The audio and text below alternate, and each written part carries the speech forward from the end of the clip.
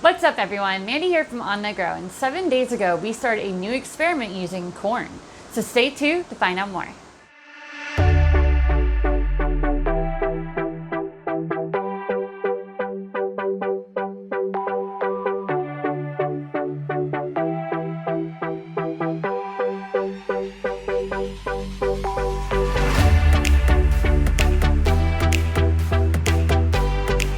Okay, so it has been months since we've grown corn in our space, so we wanted to bring it back again.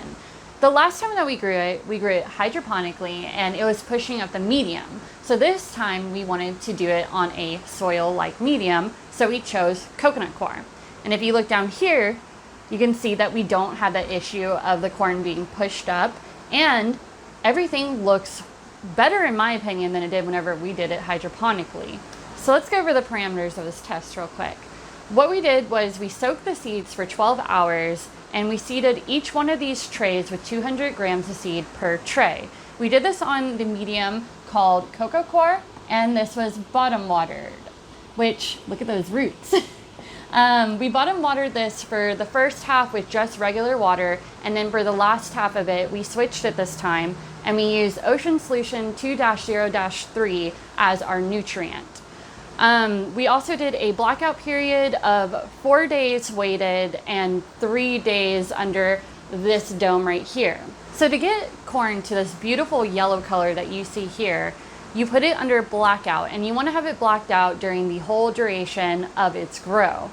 The reason being is, one, you get the color, and two, it keeps a much sweeter taste to it than it would be if it was green. So now I'm going to go ahead and harvest both of these trays. We're going to get the weights for that, and we'll go ahead and add up the average for you, and we'll see what that looks like here in a bit. Okay, so I just got done harvesting this, so let's go over the weights and the taste, and then we'll go over what worked and what didn't work.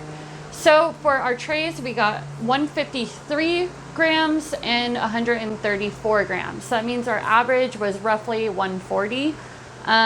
So that was actually a really good harvest. So now let's talk about the taste. It's always weird eating things on camera. The taste is very sweet, and it also has a grassy hint to it. It's actually really unique. I like it. Okay, so let's go ahead and take a closer look at this tray.